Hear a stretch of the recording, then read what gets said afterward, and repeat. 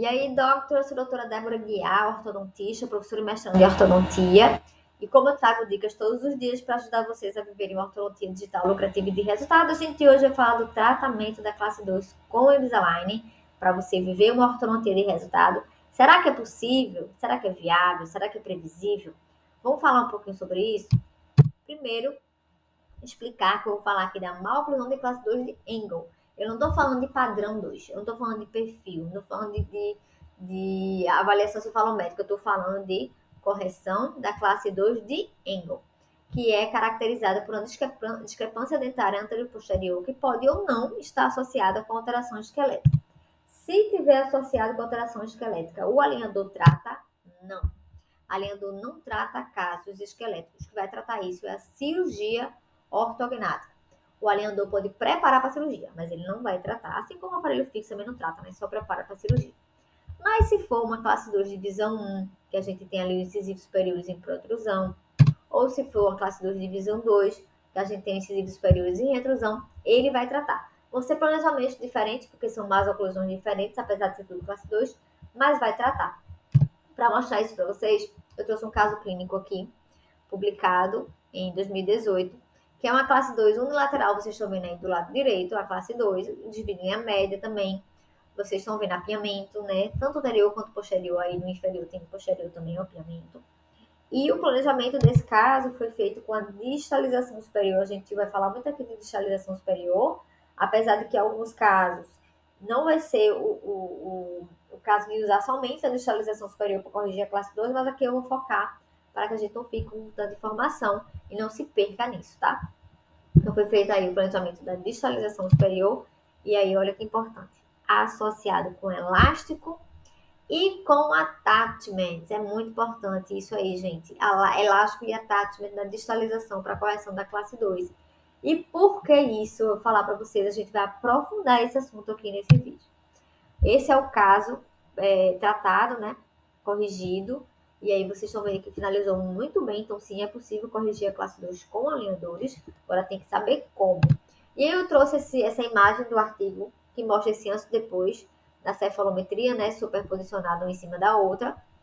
E você vai ver aqui no zoom que essa distalização do molar, ela acontece basicamente com a inclinação da coroa. Se você for observar o ápice do dente, ele pouco se move em relação à coroa. Por que isso? Porque o alinhador ele tem muito mais controle de coroa.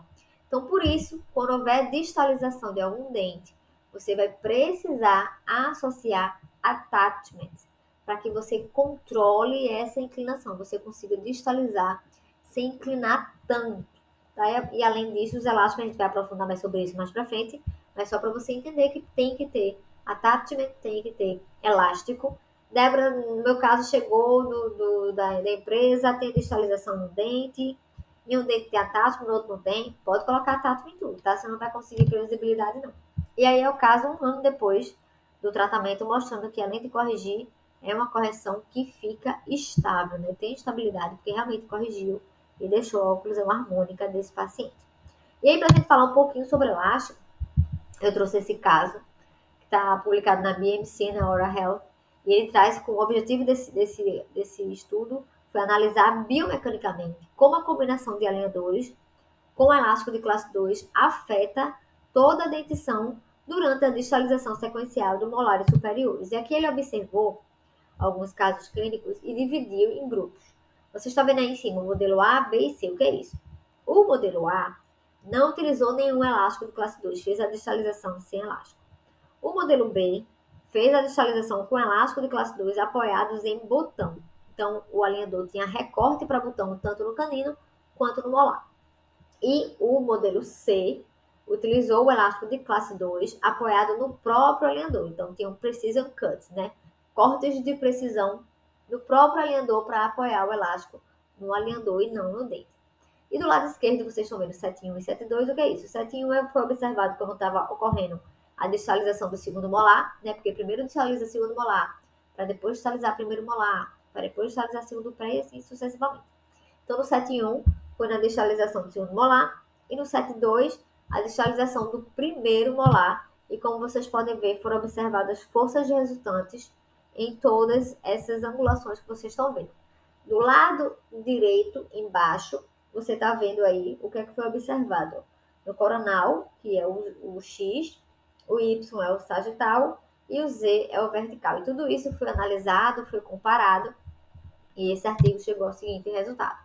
Em todos os modelos, tanto sem elástico, como elástico no botão, como elástico no próprio alinhador, os dentes anteriores e superiores foram proclinados para vestibular e mesial, enquanto os molares se moveram distalmente e exibiram inclinação vestibular distal com tendência à extrusão.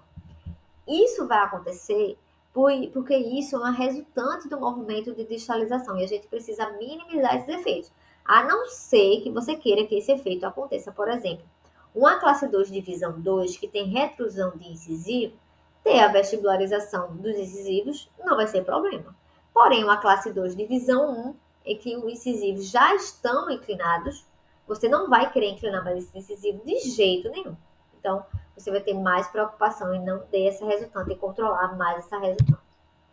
Outra coisa que foi observada nos resultados é que a combinação do elástico de classe 2 com ancoragem reforçada, o modelo C, que foi o modelo em que esse elástico de classe 2 está apoiado no próprio alinhador, né? A ancoragem do elástico é feito no alinhador, mostrou que esse reforço da ancoragem é superior, com menor distribuição de tensão, em comparação ao modelo D, que é o elástico nos botões. E foi observado que, nesse caso do modelo B, que os elásticos nos botões, os caninos superiores apresentaram tendência à extrusão, exatamente porque o elástico está ali levando até um botão que é colado no dente, então vai ter uma movimentação daquele dente maior, extrusiva, já que o elástico vai estar ativo. Qual que você vai escolher? Vai depender de como está a maloclusão do seu paciente. O canino está em supraoclusão? Coloca lá no botão. O canino não está em supraoclusão? Você vai colocar no próprio alinhador, porque foi exatamente essa conclusão que esse artigo chegou. Durante esse processo, os dentes anteriores exibiram inclinação labial, com centro de rotação na interseção do terço apical em média da raiz, e comparada ao uso de botões, a fixação do elástico de classe 2 aos alinhadores, por cortes de precisão, né, por precision cuts, demonstrou controle de ancoragem superior, com redução do deslocamento de dente e tensão correspondente no alinhador, no osso, no aparelho, nas áreas que foram observadas, e que é uma boa alternativa quando a proclinação dos incisivos superiores e a extrusão de caninos superiores são indesejados, né, que é exatamente a classe 2, divisão 1. Se você aceita isso, você pode trabalhar com o elástico de classe 2 nos botões. Ok? Foram essas as conclusões. Então, tem que ter controle de attachments, tem que ter controle de elástico para ter esse resultado. O tratamento da classe 2 com Invisalign é possível? É. É previsível? É. Sim, você vai ter resultado. Lá no consultório a gente tem vários resultados. Porém, você tem que utilizar os attachments desse para cristalizar e utilizar o elástico de classe 2 do jeito que for melhor para o caso do seu paciente, de acordo com o que eu falei aí, que a literatura traz para você com embasamento científico, tá? A gente poderia ainda falar que essa previsibilidade também iria depender do estagiamento, mas aí vai ficar um vídeo muito longo, muito aprofundado. Eu vou deixar isso para um outro assunto, para um outro vídeo que a gente pode conversar melhor. Se você gostou da dica de hoje, dá o like nesse vídeo, se inscreve no canal para não perder mais nenhuma dica, que eu deixo aqui dicas todos os dias para você viver uma ortodontia digital, lucrativa e de resultados. E, muito importante, envia esse vídeo para um colega seu ortodontista que pode estar se sentindo perdido na hora de planejar os seus casos com alinhadores. Na hora que ele assistir essa aula, na hora que ele assistir esse vídeo, não é chamar de vídeo, é uma aula, gente. Ele vai entender a importância de attachments, de elástico e de planejamento para dar resultado para o paciente.